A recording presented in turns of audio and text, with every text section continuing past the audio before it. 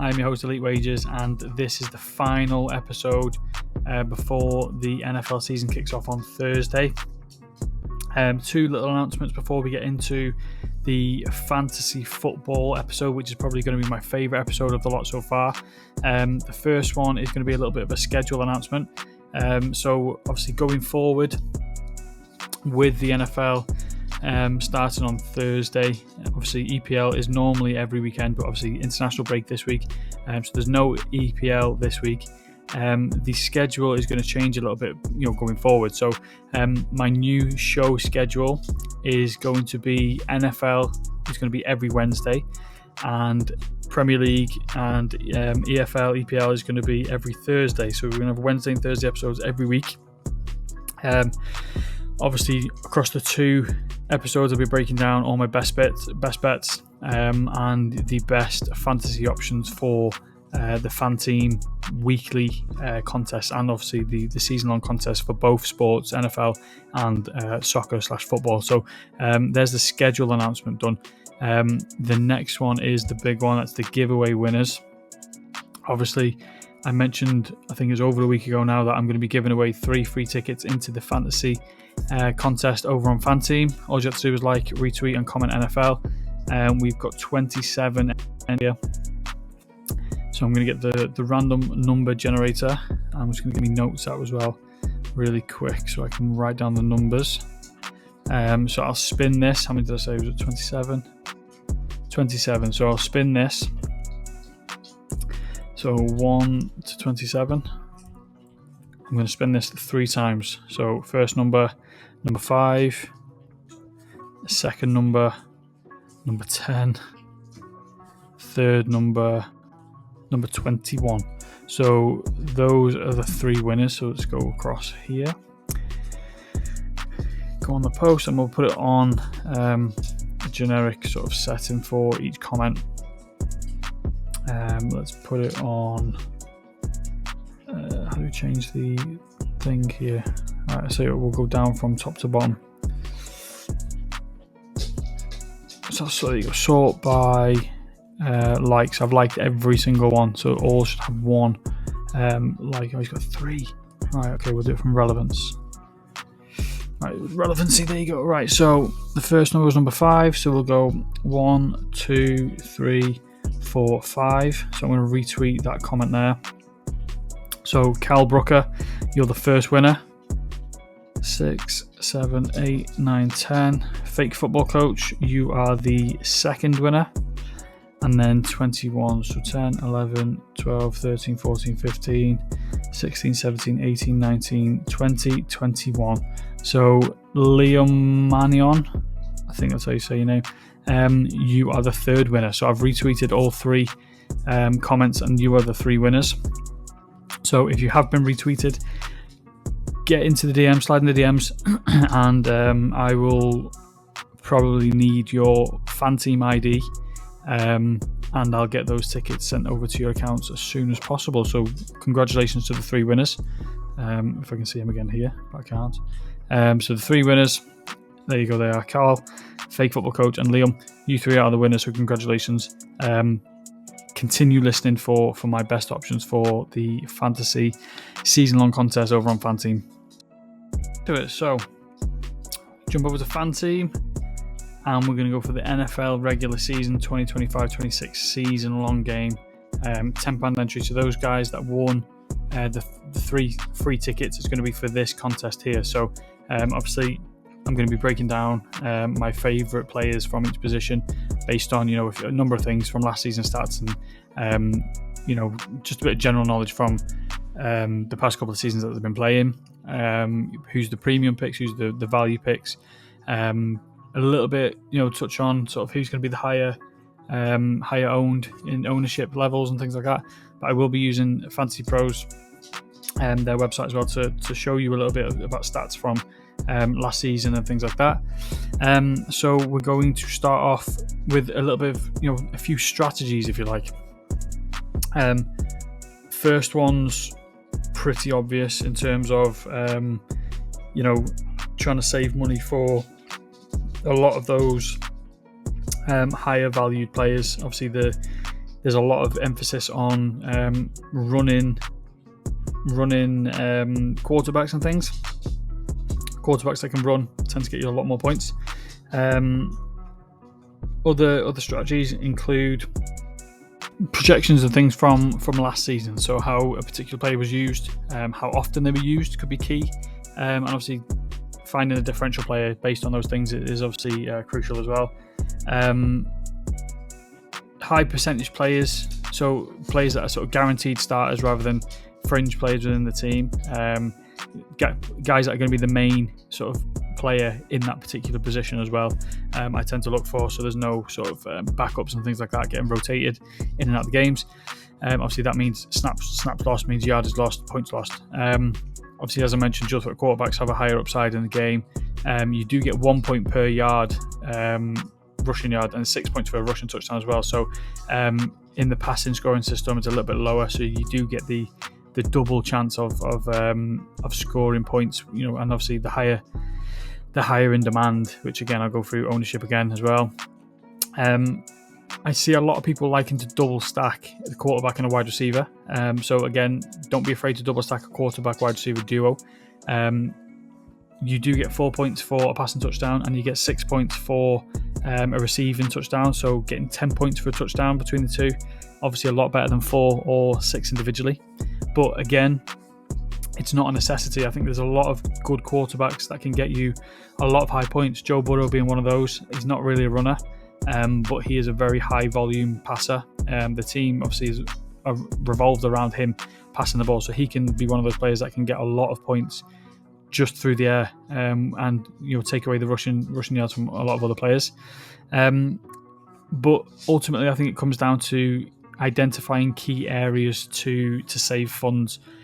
In previous years, I've used that as the tight end area, the defensive area, and my flex position. So you get obviously a flex position in your wide receiver or your running back room.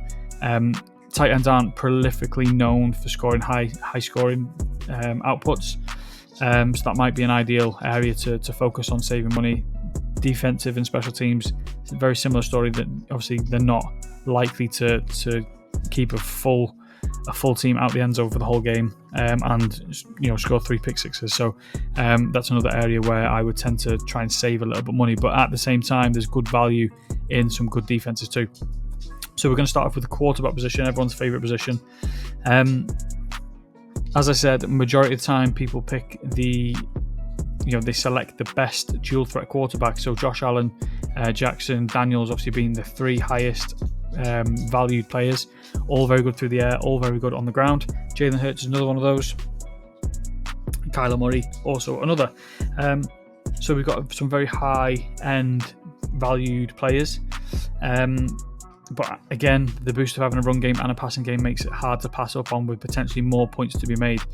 So you've got the obvious choices, as I mentioned there. We'll just click over to fantasy stats. Lamar Jackson led total fantasy points last year, 434. Fantasy points per game, 25. Josh Allen similar, 22 points per game. And then, like I said before, Joe Burrow, he hasn't got that rushing threat, but he does get it done through the air, as did Baker Mayfield. Both of those tie in that.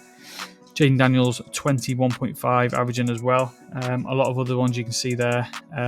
Nick's having a very good year. Jared Goff, Jalen Hurts, Sam Darnold, Kyler Murray finishing out the top 10. But for me, I think there's a few players that you can go for. I don't want to be picking sort of the top end prices. If I was to pick anyone over 20 million in the quarterback room, I would obviously go for Lamar Jackson. I think he's probably the best dual threat quarterback in the league. But Jalen Hurts is also a very, very good option for this. He had a disappointing season last year.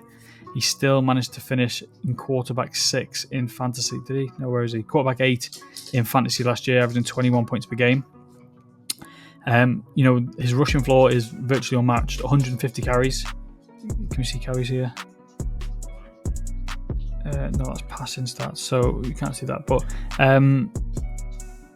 yes, we can there. 150 attempts, which led the league from a quarterback. 14 rushing touchdowns, which again was the most in the league for a quarterback. 47 red zone carries in 2024. Philadelphia virtually manhandled every team on the ground last year. I think every team has sort of wised up against that, and I think headed into the season, a lot of teams will try and stop Saquon Barkley, which means I'm expecting Philly to go to Jalen Hurts a lot more through the air.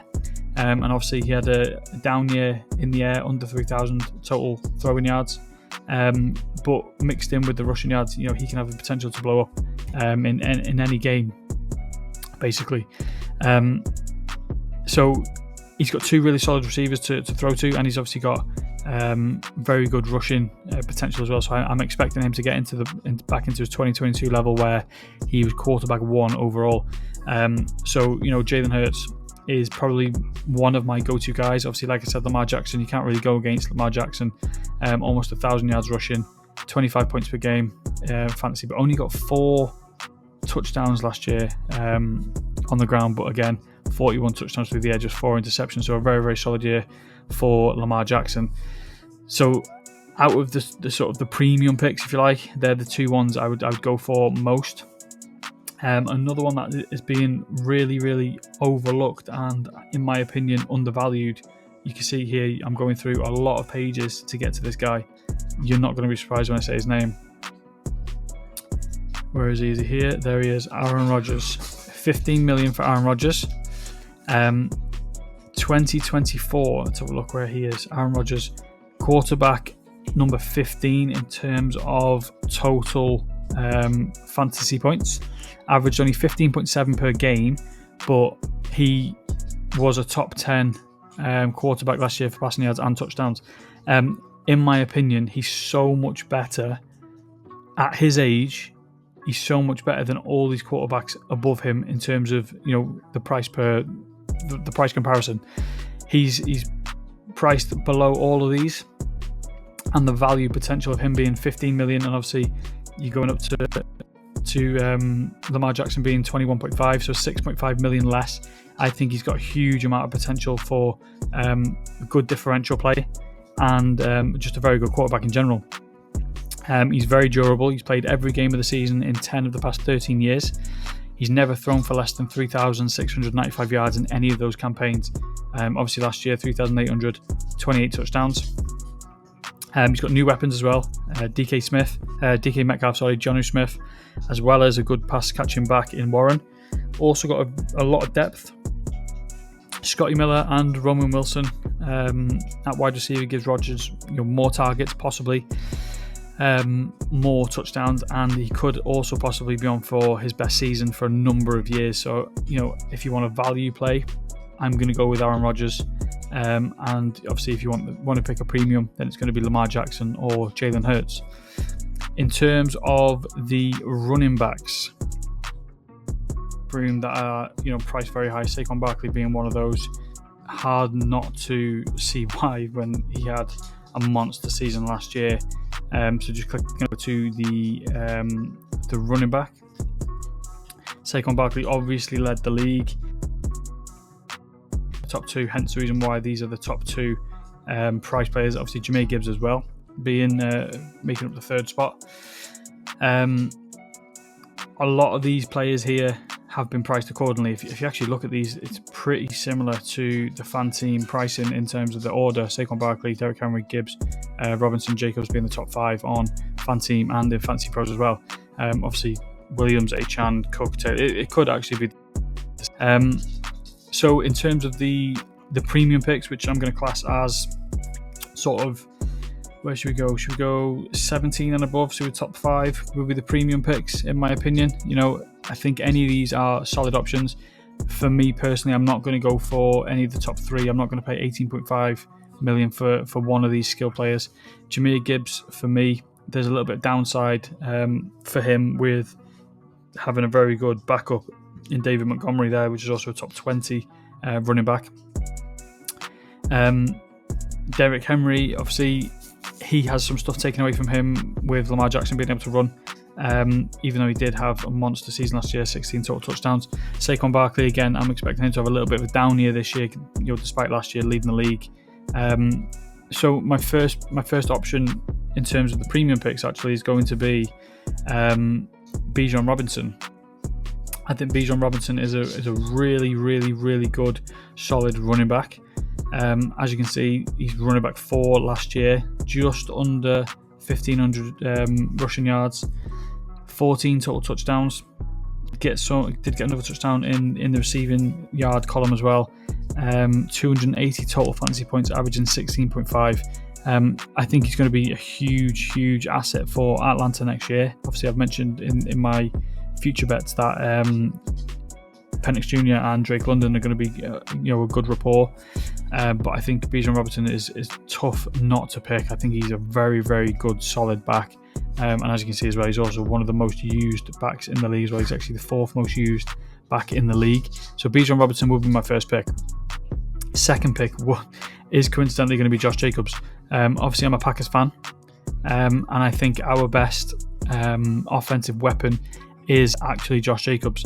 301 attempts last year, 1,300 total yards, 15 total touchdowns for the Packers last year, with another one in the receiving column, averaging 15 points per game. Again, as I said, I think he's our best, offensive weapon. He's always constantly going to get the ball in his hands. Even when Jordan Love is throwing his heart out, Josh Jacobs is going to be one of those guys that constantly gets the rock. So I think he can carry himself to, another double-digit touchdown record with, another 15 plus fantasy points per game on average. And then if we're going to look at a little bit of value, I've got a few players in mind for the value option.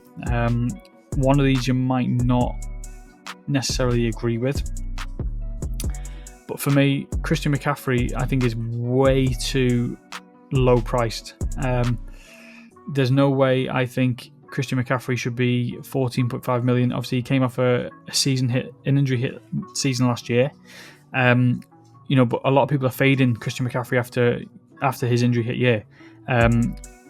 Shortened 2024, but obviously when he's healthy, he is one of the best, fantasy assets in the game. He averaged 24 fantasy points per game for his, in his career. That's obviously running back 1 overall output. He's fully cleared with 0 restrictions this year, meaning, CMC is back. He's in an offense that creates a lot of elite red zone opportunities, and they haven't got Brendan Ayuk to start the year, and they also don't have Deebo Samuel. So he's gonna carry the bulk of this offense, and he's shown he's fully capable of carrying this team into the playoffs before. He's had over 2,000 total scrimmage yards multiple times in his career. He's also accumulated over 10 touchdowns in multiple seasons as well. So I think it might be too much of a risk not to pick Christian McCaffrey in this sort of situation with him being that lowly priced. I'm just going to take out Josh Jacobs for now to go through my next assets for the value option. I'm not a huge fan on going for rookies, but Genty is a very, very good option for a running back. You think he's in a good situation with Las Vegas Raiders as well. Obviously having a poor season last year. 11.5 million is obviously very, very undervalued for a high output running back like he is. 2,106 total yards last year, 7 yards per carry, 29 total touchdowns, 185.8 yards per game. So he's got that potential where he can just blow up and explode. Obviously, he's got Geno Smith as his quarterback as well, so he could catch some from the backfield. But I think Genty is a good value option if you want to take a punt on a rookie. The next one I'm going to go for, I may have gone past him actually. Yeah, he's not this low, I know that. There he is, Tracy. So Tyrone Tracy, running back for the New York Giants, 12.5 million. I think he's still very, very undervalued. Again, if we can just look over to the board here. Where is he? Tyrone Tracy, there he is. Ranked 26th in total fantasy points for a running back. Just under 200 carries, just under 1,000 yards, but he did have 1,000 yards total with his receiving yards. He also had 5 touchdowns, another 6 touchdowns in total, averaging 8.5 fantasy points per game. So obviously on the lower end of the fantasy points per game. But he did have a really, really good year and a really poor offense for the New York Giants. Obviously this year they've got 3 new quarterbacks in the quarterback room.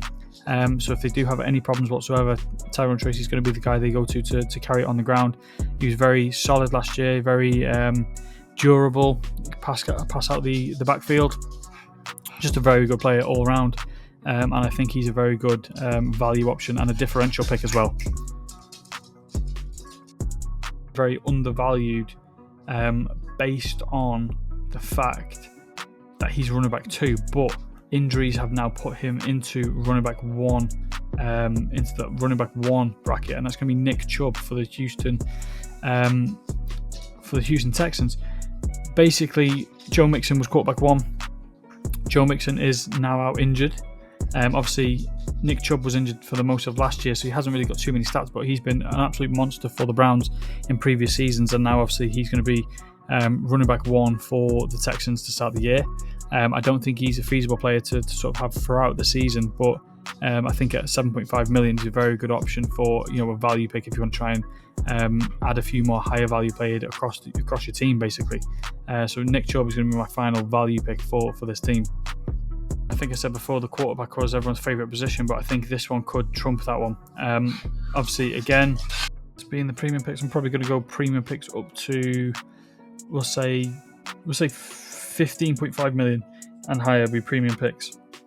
Obviously, easy to see why with Jamar Chase, Justin Jefferson, Brown, Nico Collins, all those very, very high valued players. Obviously, high valued in terms of their team as well.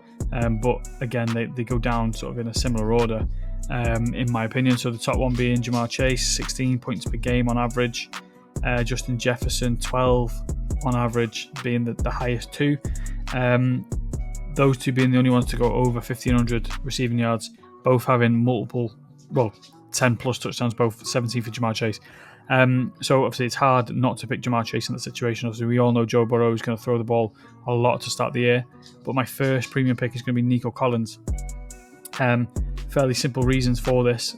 He was wide receiver 8 in points per game. Where is it? Points per game.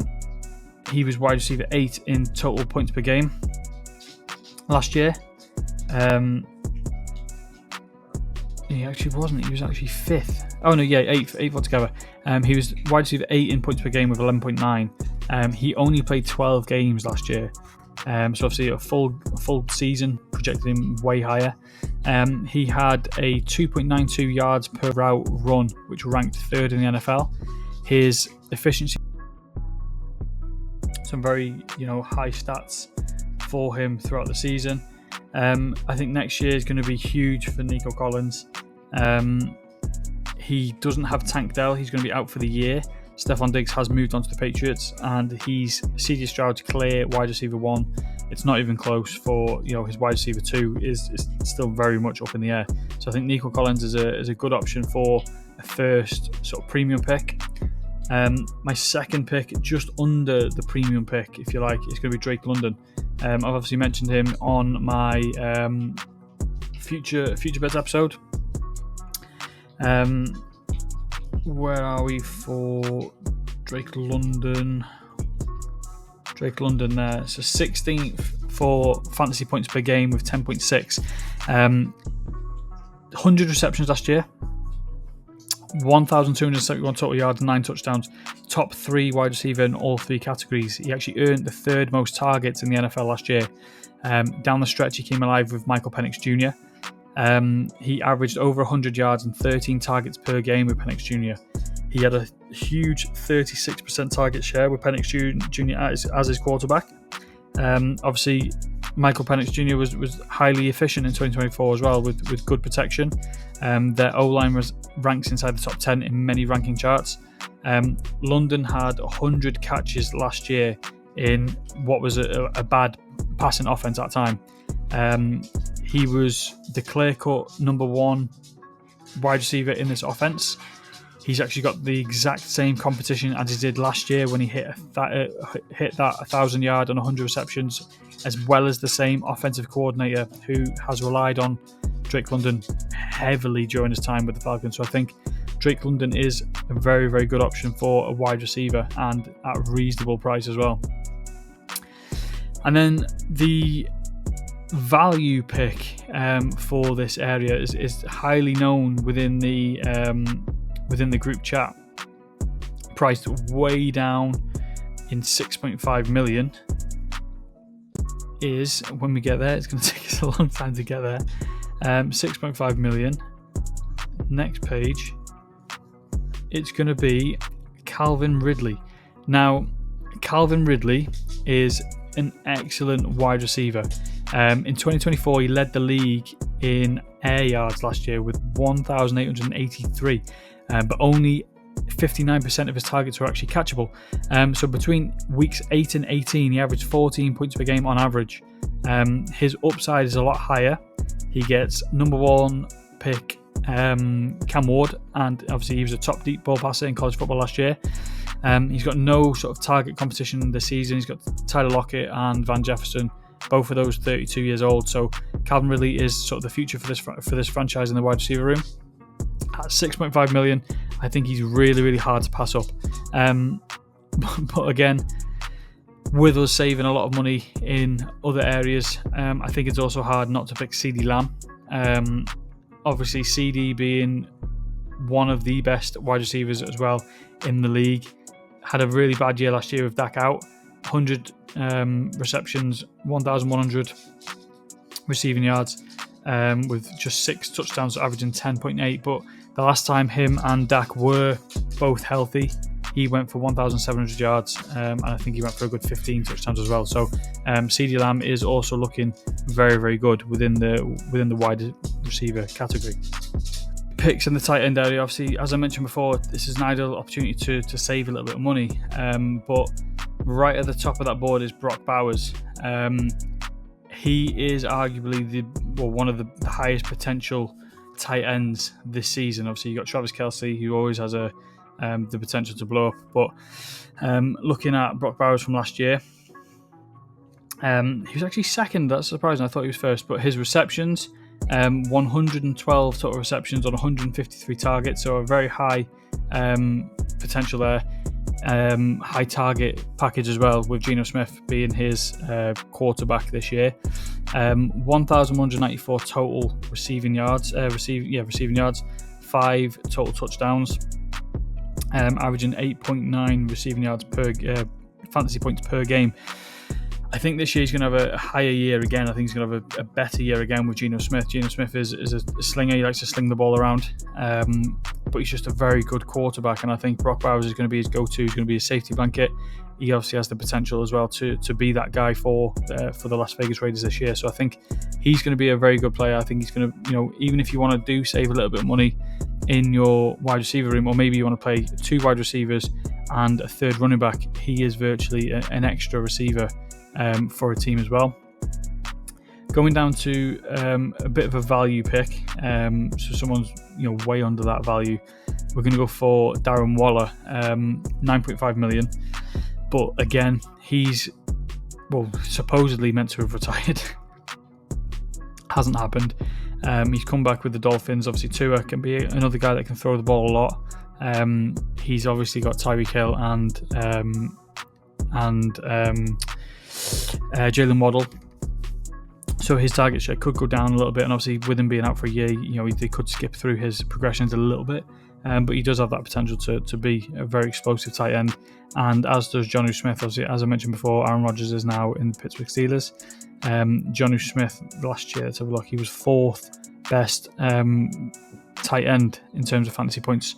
In total, he had 7.9 fantasy points per game on average, 88 receptions, 884 yards per game in total, 8 total touchdowns. So he, again, is another player that he can be a very high-end touchdown scorer. And again, he's one of the guys that I'm going to put in as a little value option to be able to save a little bit of money elsewhere in the team.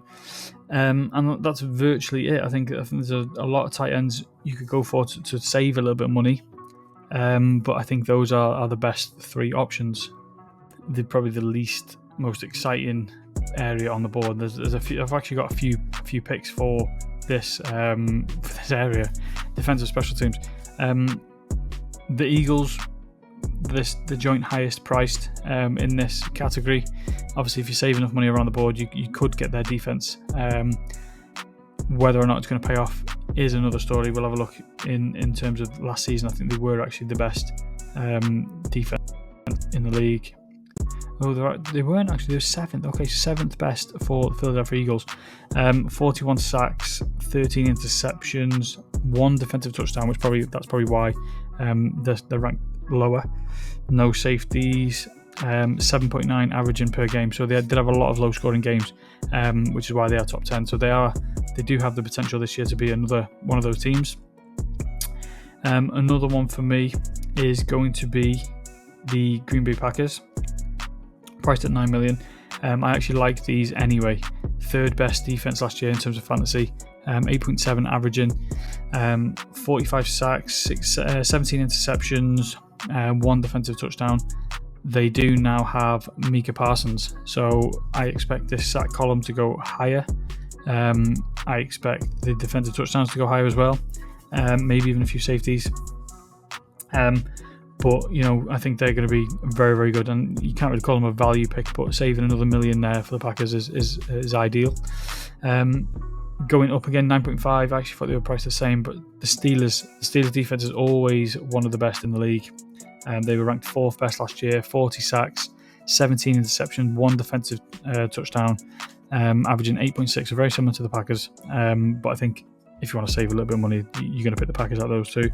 And then my final one, this is a true sort of value defensive pick, and it's going to be the New England Patriots at $7 million. So they're ranked as one of the lowest priced.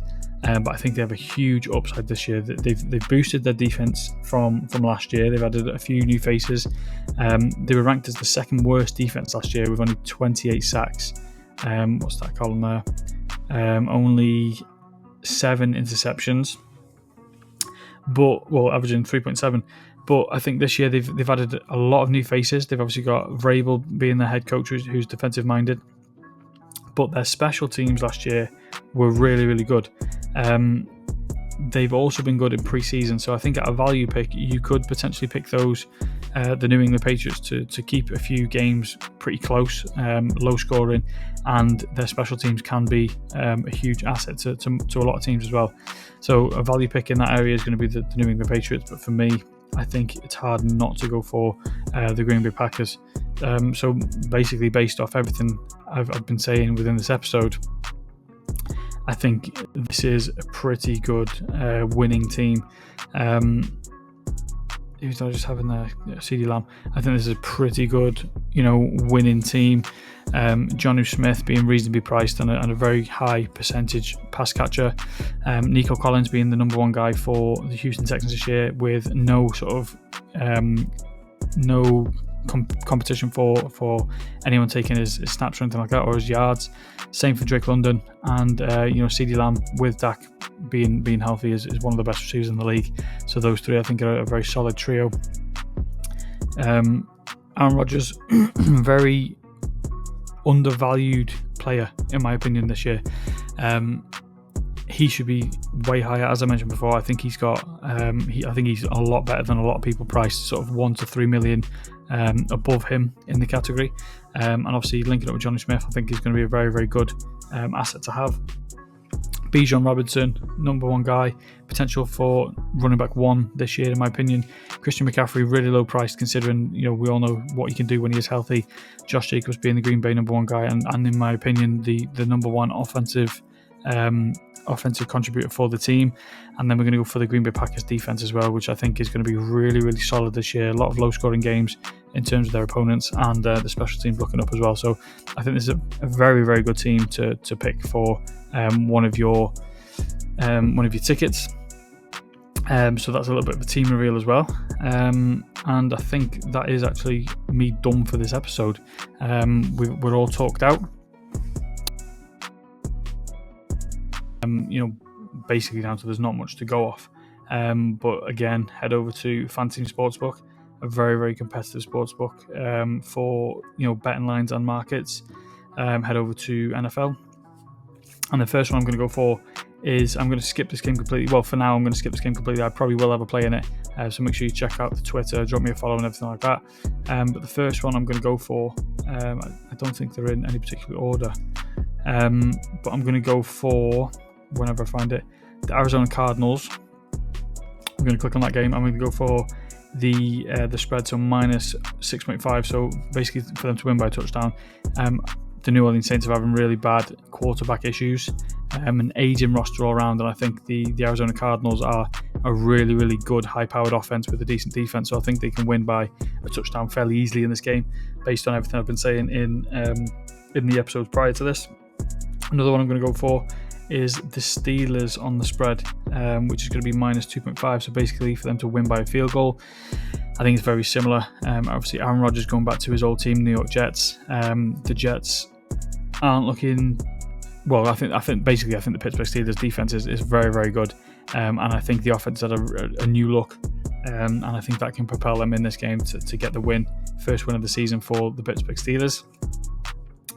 The next game, I missed it there. The next game I'm going to go for is actually up here again. That's going to be the Bengals and the Browns game, and I'm going to go for the Bengals to win by 5.5 points. I know the Bengals have struggled against the Cleveland Browns earlier on in the season in previous seasons, but I think this year is going to be a huge turning point for the Cincinnati Bengals. The Browns, again, their quarterback room isn't very good. Their team as a whole actually isn't very good. There's only sort of Myles Garrett who can do anything decent for them, and he's not going to carry this team to a win. I think the Bengals are very underlooked and underappreciated. Their defense obviously isn't the best, but their offense is really, really explosive, really high powered, and I think they can basically run away with this game. So I think them winning by 6 points or more is very, very what's the word? Very what's the word? It's going to happen, basically. It's going to happen. The next one I'm going to go for is actually the Dolphins in this game. Dolphins money line, which is Dolphins to win, and that's a 1.9 odds. Basically, again, I think getting Tua back healthy, getting Chubb back on defense, Bradley Chubb, and a lot of new faces, Minka Fitzpatrick coming in on defense. Their offense being back with Tyreek Hill, Jalen Waddle, things like that. Achan coming back for week one. I think they're going to be a very good offense and defense. I think the Colts are going to struggle a little bit. I think they, with Dan Jones now, I don't rate Dan Jones at all. Wide receiver room isn't looking very good outside of Pittman, and then obviously Jonathan Taylor can be taken out of the game by a good solid defensive play. So I think the Miami Dolphins have more tools in the bag, and I think they can actually get the win in this game, in this matchup. And then my final play, I would love to pick this one here as one of my picks, but I'm not going to pick it officially. I'm going to go to this game here, and I'm actually going to go for the Bears. I'm going to go for their spread at plus 1.5. Basically getting that extra point as a cushion. But again, I'm not high on Minnesota this year. Obviously, they got a huge amount of offensive weapons in Justin Jefferson and Aaron Jones. But I think JJ McCarthy, although I'm a big fan of him, I don't think he's going to do too well in his first game. He's still virtually a rookie, and you're going over to Caleb Williams with Ben Johnson, new OC and head coach. A lot of good, wide receiver depth for the team as well, and a very solid defense. So I think they can actually scrape this game and potentially even win it outright. But getting that plus 1.5 as a cushion is also very, very nice. So there's my single bets. So Chicago Bears plus 1.5, Miami Dolphins moneyline, Bengals minus 5.5, Steelers minus 2.5, Arizona Cardinals minus 6.5. You can parlay it there for a nice win, but I'm not going to. But I do actually have a full parlay for this weekend. I'm actually going to drop a video on it on Twitter, on YouTube Shorts, and it's going to start off with, let me try and find it actually. It's going to be, let me have a look.